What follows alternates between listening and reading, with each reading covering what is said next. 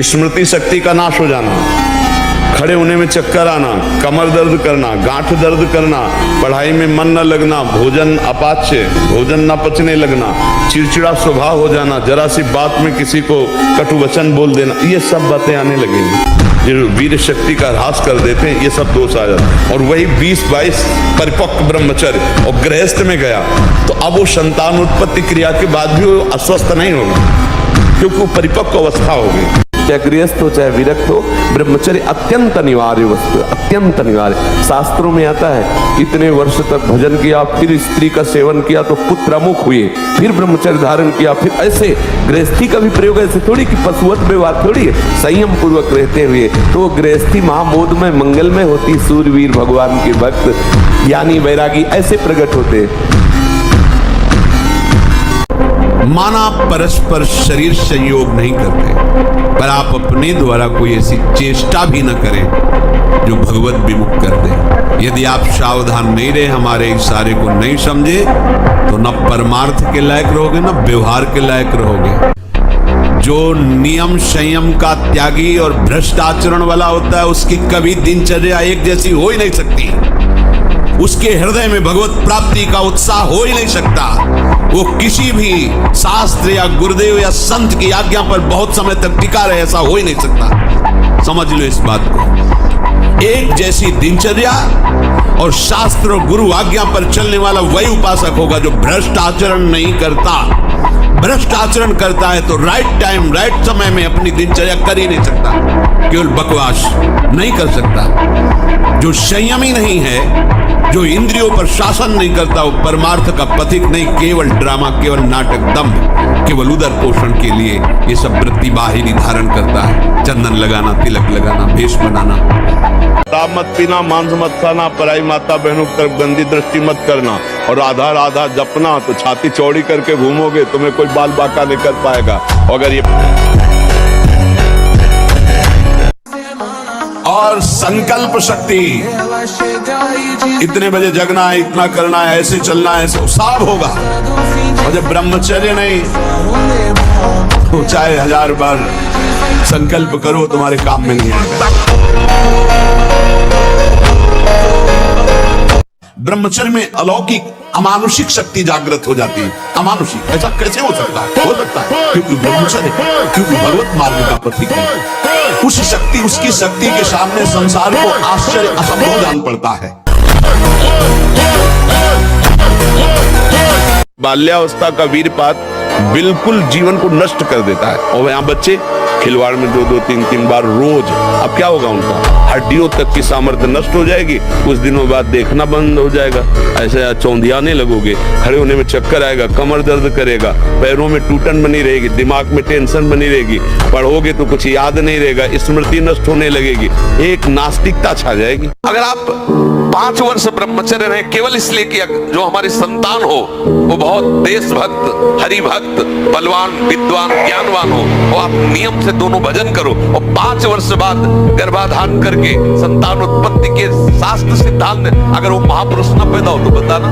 ये जो लोग कहते हैं ना कि अरे बाबा लोग सब कहते हैं, देख लेना तुम्हारे पुरखा पानी पा जाएगी, अगर बादाम ज्यादा खाओगे तो लीवर खराब हो जाएगा, देखो कुछ दिन बाद देख लेना। ब्रह्मचर्य की रक्षा करनी चाहिए। ब्रह्मचर्य हुए तेजोमय ज्वलंत शक्ति, ब्रह्मचर्य होता है एकदम उफान मारता, ब्रह्मचर्य होता है उसका खिला हुआ चेहरा। ब्रह्मचर्य है हमारा जीवन आनंदमय, हर डिपार्टमेंट की नींव है ब्रह्मचर्य। हमारे ब्रह्मचर्य का बहुत बड़ा हमारे मानव जीवन पर प्रभाव। अभी आप 1 साल ब्रह्मचर्य ये सनातन धर्म का लंबे समय तक ब्रह्मचर्य चारों पुरुषार्थों का मूल है। ब्रह्मचर्य सबके लिए, इसको धारण करने वाला कभी अकाल मृत्यु से नहीं। छोटे छोटे बालकों में इतना तेज था, बालक थे श्रृंगी ऋषि, जाकर के बालकों ने बताया तुम्हारे पिता के गले में परीक्षित महाराज चक्रवर्ती सम्राट राजा परीक्षित ने मरा हुआ सर्प डाल दिया। उनका ऐसा, उसे चक्रवर्ती सम्राट होने का गर्व है, वो समझता है ऋषियों में अब ताकत नहीं रही। जल उठाया और कहा मैं श्राप देता हूँ, आज के 7वें दिन तक्षक नाग आएगा और उस परीक्षित को काटेगा और वो मर जाएगा। उनका ब्रह्मचर्य ही तो था। भीम पुष्प लेने जा रहे थे सौगंधिक वन, इसलिए रास्ते में बैठ गए बंदर के रूप में। और उनकी इतनी लंबी पूंछ थी कि साइड में पहाड़ है और छोटी रास्ता बीच में। तो भीम ने कहा कि हे बंदर पूंछ हटा ले, मुझे जाना है। उनका बूढ़ा हो गया हूँ, हिम्मत नहीं हटाने की, हटा लो। उनका मेरी अवहेलना करता है, उनका हटा लो भाई, बूढ़ा हो गया हूँ, मेरी पूंछ हटा के चल दो। वो पूंछ पूरा बल भीम ने लगा दिया। तो हाथ जोड़कर खड़े हो गए कि मैं समझ गया साधारण बंदर नहीं, आप मेरे बड़े भ्राता पवन पुत्र भगवान।